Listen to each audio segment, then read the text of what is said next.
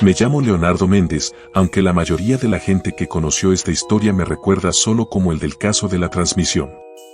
Lo que voy a contar ocurrió hace ya más de 15 años, pero todavía puedo escuchar, algunas noches, esa misma voz que se coló entre la estática. No sé si contarlo sirva de algo, pero quiero dejar constancia, porque con cada Halloween que pasa, siento que la señal se hace más fuerte. En 2008 trabajaba como operador nocturno en una pequeña estación de radio local, FM 98.3 La Onda Retro, en una ciudad que siempre parecía quedarse dormida a las 9. La emisora transmitía principalmente música de los 80 y programas grabados. Mi turno comenzaba a las 11 de la noche y terminaba a las 6 de la mañana. Era un trabajo solitario, pero tranquilo, poner los anuncios, monitorear el sonido y asegurarme de que la antena no se cayera. En esas horas, la cabina era un mundo aparte, un rectángulo iluminado solo por la luz azul del panel de control, el zumbido constante de los equipos y la sensación de que el tiempo se estiraba sin fin. La noche del 31 de octubre comenzó como cualquier otra. Afuera, algunos jóvenes hacían ruido disfrazados, y en la radio teníamos un especial de Halloween que se repetiría hasta el amanecer. Todo estaba programado, así que yo solo tenía que revisar que la señal no se interrumpiera. Eran cerca de la medianoche cuando algo empezó a ir mal. En el monitor de frecuencia apareció una oscilación irregular, como si otra señal intentara mezclarse con la nuestra. Era algo que podía pasar si otra emisora cercana se cruzaba, pero no había ninguna en ese rango. Al principio pensé que era una interferencia atmosférica. Aumenté el volumen del retorno y escuché el clásico sonido de estática, SSHHHHH, que de alguna forma siempre me recordaba al mar. Pero entre el ruido, por un instante, me pareció escuchar algo más. Era una voz. Apagué el ventilador para asegurarme. Sí, había una voz, muy débil, casi como un susurro detrás del ruido blanco. No venía de la cabina ni de los micrófonos abiertos. Parecía una transmisión externa, pero la frecuencia no correspondía a ninguna emisora activa. Ajusté la ganancia y grabé unos segundos. Entonces la escuché con claridad. Una voz femenina, monótona, decía algo en un tono pausado. Son las 12:16, faltan 17 minutos para la medianoche final. Me quedé paralizado. Volví a reproducirlo varias veces, convencido de que era alguna broma o un error técnico. Pero cada vez que lo hacía, las palabras sonaban más claras, como si la señal se fortaleciera con cada repetición. El reloj de la cabina marcaba exactamente las 12:16 de la mañana. Decidí revisar la consola principal, por si alguien estaba retransmitiendo algo desde fuera. Nada. Todo estaba desconectado de fuentes externas. Miré el servidor, no había archivos nuevos. La señal provenía directamente del aire. De pronto, la estática desapareció. En los auriculares quedó un silencio absoluto, seguido por un sonido que me erizó la piel, una música suave, antigua, como de una orquesta de los años 40. Era una melodía melancólica, distorsionada por el tiempo. Luego volvió la voz, más clara, más cercana. Bienvenidos a la transmisión del 31 de octubre. Si está escuchando, ya no está solo. Me aparté de los auriculares. No era una cuña pregrabada ni una coincidencia. Lo sabía porque la frase se repitió una vez más, y la segunda vez la voz pronunció mi nombre. Leonardo, no estás solo. No recuerdo haber tenido miedo tan rápido en mi vida. Apagué los monitores, revisé el transmisor, desconecté todo lo posible. Pero el sonido seguía ahí, como si la señal proviniera de dentro del propio sistema. En el panel de control, la luz de aire parpadeaba débilmente, algo que nunca ocurría a menos que la antena estuviera enviando señal externa. Y en ese momento, la aguja marcaba emisión.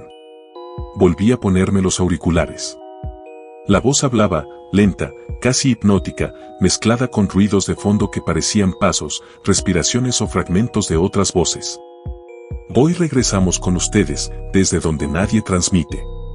No cambie de frecuencia, la medianoche aún no termina. Grabé varios minutos, sin entender lo que estaba escuchando. La transmisión parecía tener estructura, una especie de programa radial con segmentos. Después de la presentación, vino una especie de relato. La misma voz, pero en tono narrativo, comenzó a contar una historia. El 31 de octubre de 1971, un locutor decidió hacer un programa especial. Nadie recuerda su nombre, pero todos escucharon su última emisión. Decían que, a las 12:33, empezó a describir su propia muerte al aire. Mi respiración se cortó. No podía apartar los ojos del reloj digital. Marcaba 12:32. El relato continuó, describiendo con detalle cómo aquel locutor escuchaba pasos detrás de la puerta del estudio, cómo las luces fallaban, cómo la señal se volvía cada vez más fuerte. Era imposible no notar el paralelismo con lo que estaba ocurriendo. Quise detenerlo, pero la consola ya no respondía. Las luces se apagaron una a una. El único sonido era esa voz repitiendo, cada vez más distorsionada. No apagues la señal, Leonardo. No interrumpas la medianoche. Intenté salir, pero la puerta de la cabina no se abría. El pestillo estaba atascado. Golpeé, grité, pero nadie me oyó. El edificio era prácticamente vacío a esa hora. Volví al micrófono, desesperado, y dije algo, cualquier cosa, para probar si mi voz se mezclaba con la emisión. Pero en los auriculares, en lugar de escucharme, oí otra cosa. Una risa. No sabría describirla bien. No era humana, pero tampoco robótica. Era una risa baja, grave, con un eco que sonaba a muchas voces riendo al mismo tiempo. Entonces, por primera vez, escuché otra frase. Gracias por quedarte con nosotros. La transmisión continúa. Después, silencio. Todo volvió a la normalidad. La música programada siguió sonando como si nada hubiera pasado. El reloj marcaba la 1:05 de la mañana y la consola volvió a funcionar. Creí haberlo imaginado.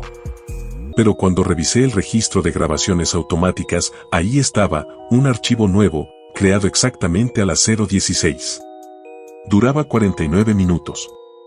Lo nombré señal desconocida, MP3, y lo guardé en un pendrive. Al día siguiente intenté mostrarlo a mis compañeros. Pero el archivo estaba dañado. Ni un solo reproductor podía abrirlo. Decía, formato no reconocido. Decidí dejarlo estar. Pero dentro de mí sabía que no había sido un fallo técnico. Algo o alguien había emitido una señal a través de nuestra frecuencia, y lo había hecho usando mi nombre. Pasaron los meses. Intenté olvidarlo. Pero la curiosidad no me dejó. Volví a trabajar cada noche esperando escuchar de nuevo aquella voz. Nunca ocurrió. Hasta el siguiente Halloween. Esa noche, sin previo aviso, exactamente a las 12:16, volvió la interferencia. Reconocí el zumbido al instante. Me puse los auriculares y lo escuché. La misma melodía antigua, el mismo tono, y la misma voz. Solo que esta vez no habló de un locutor. Esta vez contó mi historia. Leonardo, operador nocturno de FM 98.3, registró la señal el año anterior. Intentó advertir a otros, pero nadie creyó su relato. Hoy, finalmente, volverá a transmitir con nosotros. Mi cuerpo entero se heló.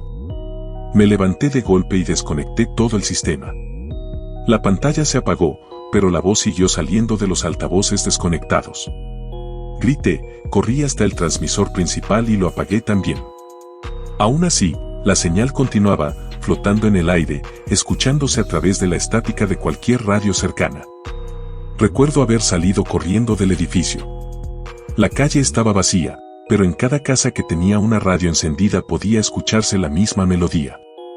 Caminé varias cuadras hasta que me detuve frente a una tienda que dejaba la radio sonando en la madrugada. Allí estaba la voz, hablando todavía. No corras, Leonardo. No puedes escapar de una frecuencia. Solo cambia de canal. No recuerdo cómo llegué a casa.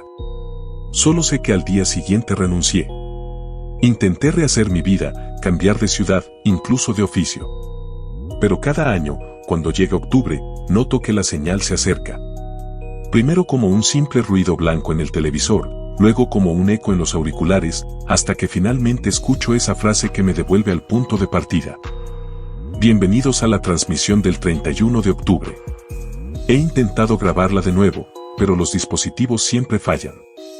Grabadoras, teléfonos, computadoras, nada registra la voz. Sin embargo, puedo jurar que cada vez suena más nítida, como si la fuente estuviera más cerca.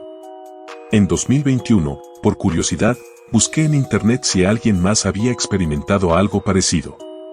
Encontré foros antiguos donde se hablaba de transmisiones fantasma, señales de radio que se repiten cada año en la misma fecha, en distintas ciudades, con locutores diferentes, pero siempre el mismo mensaje. Algunos afirmaban que era una especie de experimento militar, otros, que eran intentos de comunicación desde el otro lado.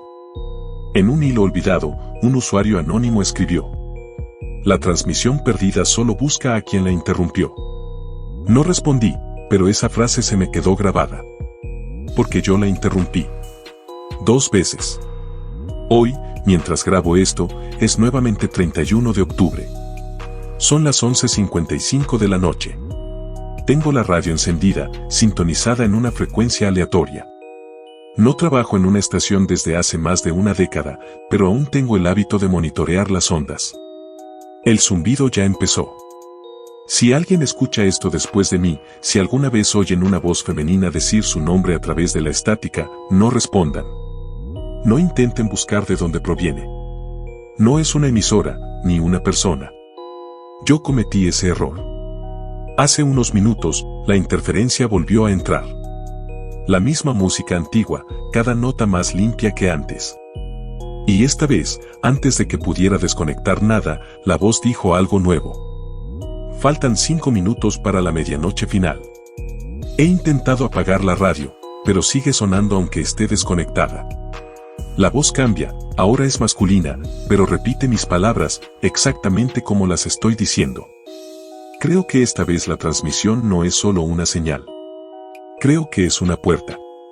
Si estás escuchando esto, probablemente ya se abrió. Y si oyes mi voz en tu radio esta noche, por favor, no la sigas. No cometas mi error. Porque lo que se transmite el 31 de octubre no viene de ningún lugar que puedas encontrar en un mapa. Yo ya no sé si sigo en esta frecuencia o del otro lado. Solo sé que la medianoche aún no termina. Y la transmisión continúa.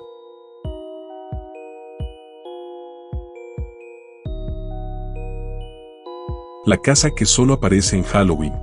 Me llamo Daniel Echeverría, y si estás escuchando esto, quiero que me creas cuando digo que todo lo que voy a contar ocurrió exactamente como lo recuerdo. No sé si lo que viví puede explicarse con lógica, o si fue algún tipo de maldición, pero desde aquella noche de Halloween, mi vida no volvió a ser la misma. Esto pasó hace ya 16 años, en un pequeño pueblo de las afueras de Querétaro, donde crecí y donde, en ese entonces, nunca pasaba nada realmente interesante. Era un lugar tranquilo, de calles empedradas, casas antiguas y vecinos que se conocían de toda la vida. Pero cada año, cuando llegaba octubre, había una historia que todos los niños contaban, algo así como una leyenda urbana, la casa que solo aparece en Halloween. Decían que cada 31 de octubre, después del anochecer, una casa que normalmente no existía aparecía en una esquina del barrio viejo, entre las calles Zaragoza y Allende. Algunos aseguraban haberla visto, otros juraban que era un invento para asustar a los más pequeños. Según los rumores, los que entraban nunca volvían a salir. Yo era escéptico. Tenía 19 años, recién entrado a la universidad, y ya me sentía demasiado grande para creer en esas cosas. Pero ese año, uno de mis amigos, Marcos, propuso que saliéramos a comprobarlo. Era el típico tipo bromista, al que le encantaba asustar a los demás, y había conseguido convencer a Laura y Sergio, mis amigos de toda la vida. Vamos, Dani, me dijo aquella tarde. Solo queremos echar un vistazo. Grabamos algo con mi cámara, nos reímos un rato y listo. Yo no quería ir, pero algo en la emoción de los demás me contagió. Pensé que sería divertido pasar miedo por una noche. Además, ¿qué podía pasar? Era solo una historia, ¿no? Nos reunimos a las 11 de la noche, con linternas y la vieja cámara de Marcos. Caminamos por las calles medio vacías del pueblo, entre calabazas talladas y niños disfrazados pidiendo dulces. El aire estaba helado y olía a leña. Mientras avanzábamos hacia el barrio viejo, el ambiente se fue volviendo más silencioso. A las 11:30 llegamos a la esquina de Zaragoza y Allende. En ese lugar, normalmente, había un terreno baldío cercado con alambre oxidado. Lo conocíamos bien. Pero esa noche no estaba vacío. Frente a nosotros se levantaba una casa de 2 pisos, de estilo colonial, con paredes color crema y ventanas enrejadas. Las luces interiores titilaban débilmente, como si alguien estuviera adentro con velas. Ninguno de nosotros dijo nada durante unos segundos. El corazón me golpeaba el pecho con fuerza. Debe ser una broma, dijo Sergio, nervioso. Esto no puede ser real. No hay manera, murmuró Laura. Aquí no había nada. Marco sonrió, aunque se notaba que estaba incómodo. Pues ahí está, dijo. Si no entramos, nunca sabremos la verdad. Y antes de que pudiéramos detenerlo, cruzó la calle y empujó la verja. El chirrido metálico sonó tan fuerte que un perro ladró a lo lejos. Lo seguimos, casi sin querer, con las linternas apuntando hacia la entrada. La puerta estaba entreabierta. Una corriente de aire helado salió de dentro, trayendo un olor a madera vieja y humedad. Entramos. El interior estaba cubierto de polvo, pero no del tipo de polvo que uno esperaría de una casa abandonada, sino un polvo fino, casi ceniza, que se levantaba en el aire como humo. Las paredes estaban llenas de cuadros antiguos, retratos de personas con rostros difusos, y había un piano en la esquina, con las teclas amarillentas. Marcos grababa todo, bromeando con voz temblorosa. Bienvenidos al especial de Halloween de Cazadores de Casas Fantasmas, episodio 1. Pero nadie rió. A medida que avanzábamos, algo se sentía raro. No había telarañas, ni ratas, ni polvo acumulado en los muebles. Era como si alguien hubiera vivido allí hasta hace poco, y luego simplemente desaparecido. Subimos al segundo piso. Cada escalón crujía, y el aire se volvía más pesado. Sentía un zumbido leve en los oídos, como si la casa misma respirara. En el pasillo había 5 puertas, todas cerradas, excepto una al final. Laura, que era la más valiente, fue la primera en acercarse. Empujó la puerta con cuidado. Dentro había un cuarto de niño. Las paredes estaban pintadas con estrellas, y en el suelo había juguetes antiguos, un caballito de madera, un tren oxidado, un osito sin ojo. Pero lo que más me perturbó fue que en una de las paredes había un reloj de pared. Marcaba las 11:59. No se movía, pero cada tanto, sin razón, el segundero saltaba un par de veces, y se detenía de nuevo. Creo que deberíamos irnos, dije. Esto ya no tiene gracia. Marcos apenas me escuchaba. Seguía grabando. Se acercó al reloj y pasó los dedos sobre el marco. Está tibio, dijo. Como si alguien lo hubiera tocado hace poco. Y entonces lo escuchamos. Un golpe seco, proveniente del piso inferior. Sergio giró en dirección a las escaleras, apuntando con la linterna, pero no había nadie. Luego, otro golpe. Más fuerte. Como si algo pesado hubiera caído. Marcos bajó primero, cámara en mano. Nosotros lo seguimos. Cuando llegamos al salón, todo estaba diferente. Los muebles habían cambiado de lugar. El piano ya no estaba, y en su lugar había un espejo enorme, cubierto de polvo. Y frente al espejo, se veía una silueta. Era pequeña, como de un niño, pero inmóvil. Laura murmuró algo que no entendí. Sergio retrocedió. Yo sentí cómo se me helaban las manos. La silueta giró lentamente hacia nosotros. No tenía rostro. Solo una superficie lisa, blanca, como de cera. Marcos gritó y tiró la cámara. Todos corrimos hacia la puerta, pero cuando intentamos abrirla, no cedía. Golpeamos, empujamos, gritamos, nada. Era como si la casa nos estuviera reteniendo. Las luces titilaron, y por un segundo todo se apagó. Cuando volvió la claridad, el niño ya no estaba. Pero en el espejo había algo escrito. Medianoche. Y entonces escuchamos el reloj. Desde arriba, marcó las 12 en punto. Cada campanada resonaba como si la casa entera temblara. Con cada golpe, el aire se hacía más denso, más frío. Las paredes empezaron a agrietarse y el piso crujía como si algo se moviera por debajo. Corrimos hacia la cocina. Intentamos romper una ventana, pero detrás del vidrio no había nada. Literalmente nada. Ni calle, ni luces, ni cielo. Solo oscuridad infinita. Laura lloraba. Sergio se aferraba a la puerta, rezando. Marcos se había quedado quieto, mirando la cámara, como hipnotizado. «Sigue grabando», le dije, intentando mantener la calma. «Si salimos de aquí, tenemos que mostrarlo». Él levantó la vista y susurró. «No estamos grabando nada». Me mostró la pantalla. Solo se veía nieve estática, como los televisores antiguos. Pero entre los destellos blancos aparecían sombras moviéndose. Sombras que no éramos nosotros. De pronto, escuchamos pasos en el techo. Lentos, arrastrados. Como si alguien caminara de un extremo al otro. Luego, otro ruido, esta vez detrás de nosotros, una puerta abriéndose. Giramos todos al mismo tiempo.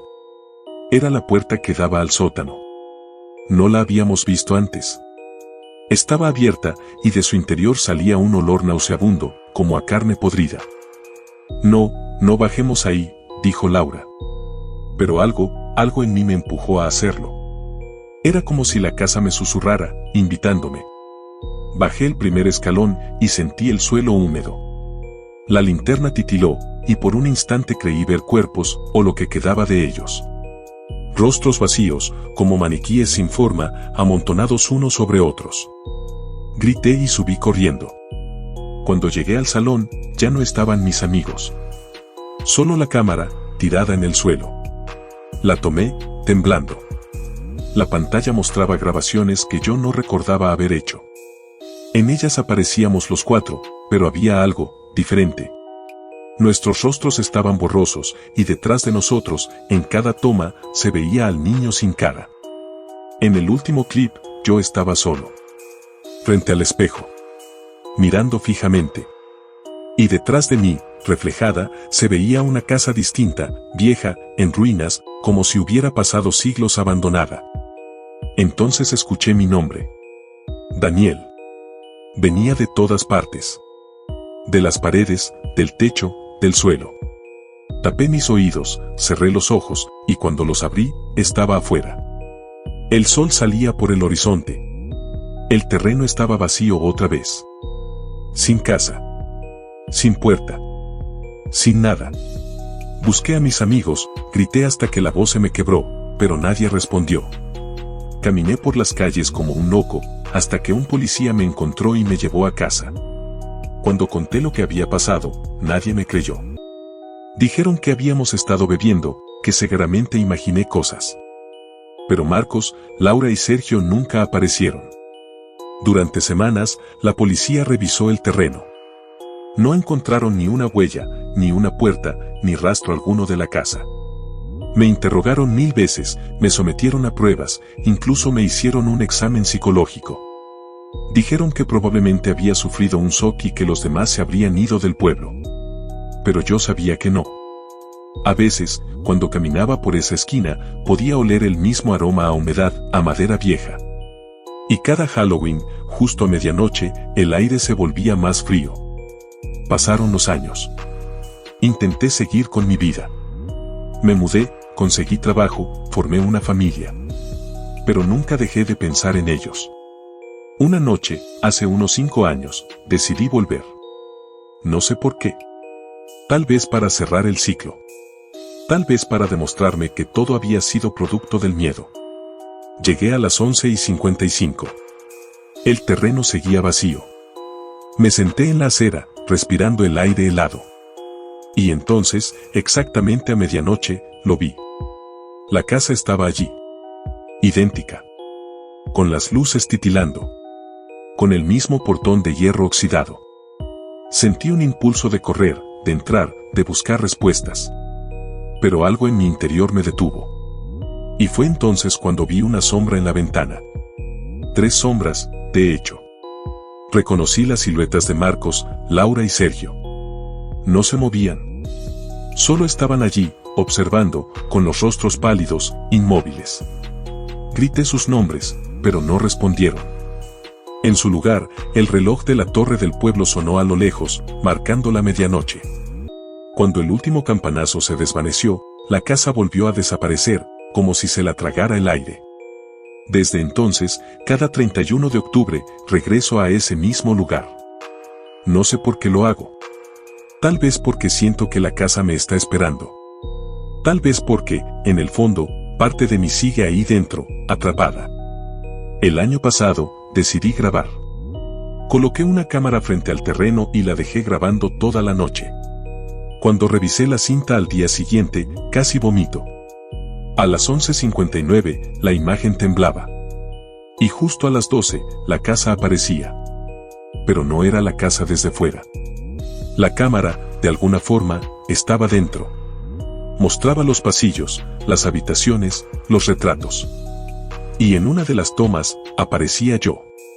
Caminando entre las sombras. Con el mismo rostro, pero más viejo, más pálido. En silencio. Y detrás de mí, los tres. Desde ese día, no duermo bien. He tratado de destruir esa grabación, pero cada vez que lo intento, vuelve a aparecer en la memoria de la cámara, incluso después de borrarla. Hoy es 31 de octubre otra vez. Estoy grabando esto por si no regreso. Son las 11:47. Estoy en el mismo lugar. Frente al terreno baldío. El viento está soplando fuerte. El aire huele igual que aquella noche. Y acabo de ver algo. Una luz, allá al fondo. La casa está volviendo. Puedo escuchar el reloj marcando los segundos. Faltan 13 minutos para la medianoche. Y creo que esta vez no voy a resistirme.